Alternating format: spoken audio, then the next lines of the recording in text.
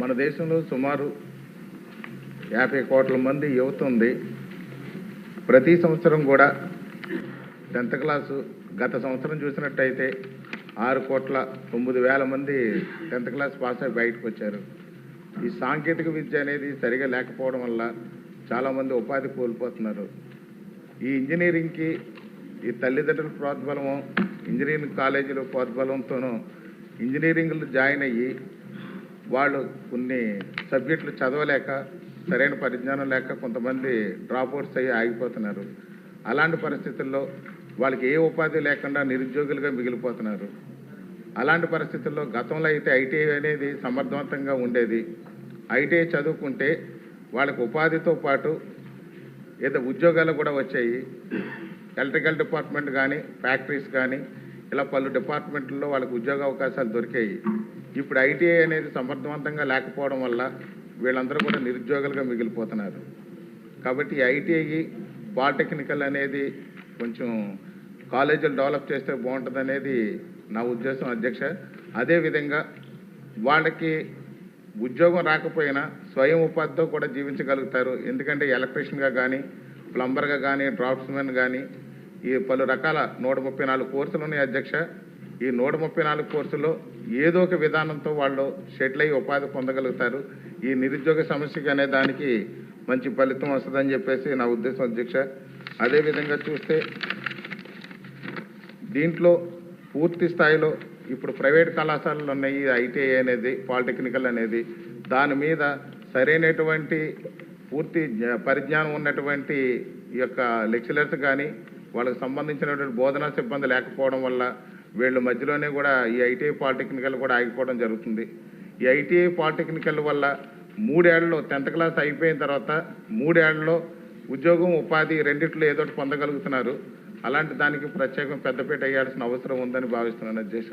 అదేవిధంగా స్టాన్ఫోర్డ్ యూనివర్సిటీలో చదివినటువంటి మన మంత్రివర్యులు దీని మీద కేజీ నుంచి పీజీ వరకు కూడా ఒక మంచి ప్రక్షాళన తీసుకొచ్చి మన ఈ గవర్నమెంట్లో ఒక ప్రజలకు మంచి న్యాయం చేస్తారని, పిల్లలందరికీ, స్టూడెంట్స్ అందరికీ కూడా మంచి ఉద్యోగ ఉపాధి అవకాశాలు కల్పించే విధంగా చేస్తారని కోరుతున్నాను అధ్యక్ష. అధ్యక్ష, ఈ సబ్జెక్ట్ మీద బలరాం కృష్ణ గారు, బుచ్చే చౌదరి గారు, ఆనందరావు గారు, కోన రవి గారు మాట్లాడారు అధ్యక్ష. అధ్యక్ష, నేను మంత్రి ఇంకా నెల అవ్వలేదు అధ్యక్ష, కొంచెం టైం ఇవ్వమని కోరుతున్నాను. ఎందుకంటే సబ్జెక్ట్ చాలా వాస్ట్ సబ్జెక్ట్. కేజీ నుంచి పీజీ విద్య, స్కిల్ డెవలప్మెంట్ కూడా ముఖ్యమంత్రి గారు నాకు ఇష్టం జరిగింది. కొంచెం వాస్ట్ సబ్జెక్టు.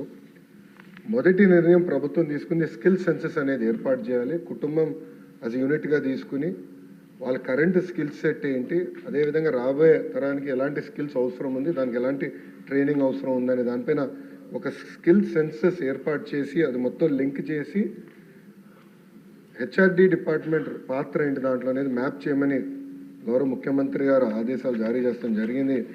ఆ ప్రక్రియ కూడా తొందరలో మేము ప్రారంభించబోతున్నాం అధ్యక్ష. అధ్యక్ష, ఐటీఐ, పాలిటెక్నిక్ వచ్చేగల 2-3 ఆలోచనలు ఉన్నాయి. అది కూడా గౌరవ సభ్యులందరూ కూడా మనం ఓపెన్గా డిస్కస్ చేయాలి, సెషన్లో, సెషన్ బయట కూడా. టాటా లాంటి సంస్థలు అడాప్ట్ చేసి మార్కెట్ కావాల్సిన లింకేజ్ మేము చేయగలుగుతాం అనేది ఒక వర్షన్ ఉంది. రెండోది, మన రాష్ట్రం నుంచి అనేక పారిశ్రామికవేత్తలు ఉన్నారు. ఒక్కొక్కరు ఒక ఫీల్డ్, అంటే ఫార్మాలో కానీ, మ్యానుఫ్యాక్చరింగ్ ఇండస్ట్రీ, డైరీలు, అనేక రంగాల్లో కూడా అద్భుతమైన పారిశ్రామికవేత్తలు ఉన్నారు. వాళ్ళు కూడా ముందరికి వచ్చి ఐటీఐ, పాలిటెక్నిక్ మేము దత్తకు తీసుకుంటాం, మెరుగైన విద్యను మేము అందిస్తాం, ఇండస్ట్రీకి ఇది కావాలో అది మేము లింకేజ్ మేము ఏర్పాటు చేస్తామని వాళ్ళు చెప్తాం జరిగింది. సో అది కూడా మేము డిస్కషన్లో ఉంది అధ్యక్ష. దానిపైన కూడా తొందరలోనే ఒక నిర్ణయం మేము తీసుకుంటాం. వాస్తవ అధ్యక్ష, ఇన్ఫ్రాస్ట్రక్చర్ ఫెసిలిటీస్ మెరుగుపరచాల్సిన అవసరం ఉంది అధ్యక్ష. ఐటీఐకి వచ్చేగల దాదాపుగా 44 కోట్ల రూపాయలు అవసరం ఉంది. పాలిటెక్నిక్ వచ్చేగల 50 కోట్ల రూపాయలు అవసరం ఉంది అధ్యక్ష. అది గౌరవ ముఖ్యమంత్రి గారితో మా రివ్యూ మీటింగ్ ఆగస్టు మొదటి వారంలో ఉంది అధ్యక్ష.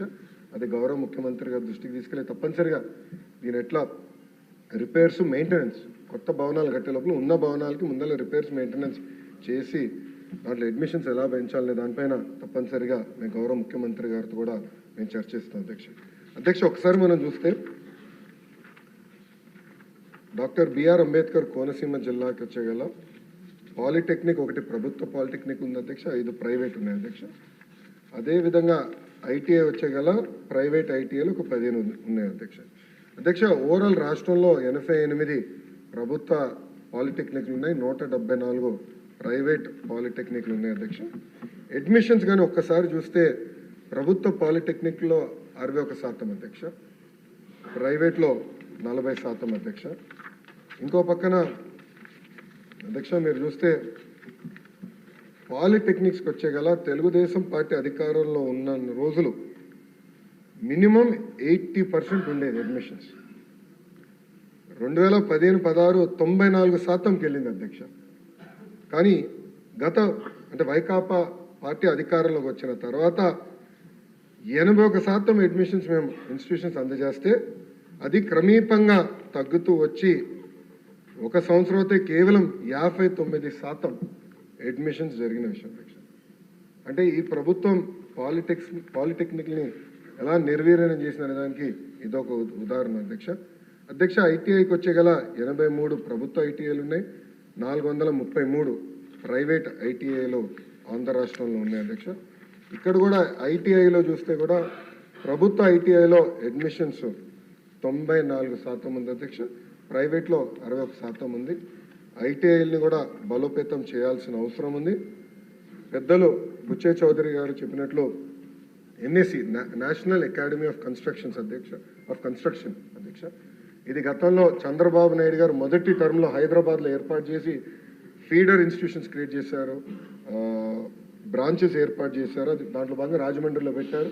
అది సచివాలయం కోసం ఫ్రంట్ అంతా తీసుకుని వెనకాల దూసేశారు ఎన్ఏసీని అధ్యక్ష. ఎన్ఏసీని కూడా బలోపేతం చేయాలనేది మా లక్ష్యం. సెక్రటరీ గారితో నేను చర్చించినప్పుడు కూడా కేవలం ఏదో ప్లంబర్స్ తాపి మేస్త్రీలను తయారు చేస్తాం అనేది కాదు, టెక్నాలజీతో అనుసంధానం చేయాలి. లేటెస్ట్ వస్తున్నాయి, బిల్డింగ్ మెటీరియల్స్ లేటెస్ట్ టెక్నాలజీ అనేవి వస్తున్నాయి, మెరుగైన వసతులు వాళ్ళు కల్పించాలనేది కూడా మేము డిస్కస్ చేస్తాం జరిగింది అధ్యక్ష. తప్పనిసరిగా ఎన్ఏసీని మేము బలోపేతం చేస్తాం, దాంట్లో ఎలాంటి సందేహం లేదు అధ్యక్ష. అదేవిధంగా కొత్త ఐటీఐలు ఏర్పాటు చేస్తే బాగుంటుందని పెద్దలు కూడా కోరారు, చాలామంది కూడా నాకు లెటర్ కూడా ఇస్తాం జరిగింది అధ్యక్ష. ప్రధానంగా నేను ఏం చేస్తున్నానంటే కేజీ నుంచి పీజీ వరకు బోత్ ప్రైవేట్ ప్రభుత్వ రంగం తీసుకుంటే ఎక్కడెక్కడ పాఠశాలలు ఉన్నాయి, దాని చుట్టుపక్కల పాపులేషన్ డెన్సిటీ ఏంటి, ఇండస్ట్రీస్ డెన్సిటీ ఏంటి, ఒక మ్యాప్ తయారు చేయమన్నాను అధ్యక్ష. ఎందుకంటే 117 జియో వల్ల ప్రభుత్వ విద్య దూరం అవుతుందని చాలామంది నా దృష్టికి తీసుకొస్తే ఫస్ట్ మ్యాపింగ్ చేద్దాం.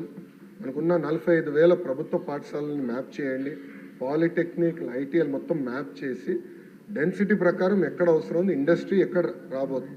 ఎందుకంటే చంద్రబాబు నాయుడు గారు ఒక్కొక్క జిల్లాకు ఒక్కొక్క ప్రాధాన్యత ఇచ్చారు, ఈ ఇండస్ట్రీ ఈ జిల్లాకు రావాలి, అది కూడా బేరీ చేసుకుని అవసరమైన వరకు ఐటీఐ పాలిటెక్నిక్ కూడా ఏర్పాటు చేయాలనేది ఒక నిర్ణయం తీసుకుంటాం జరిగింది.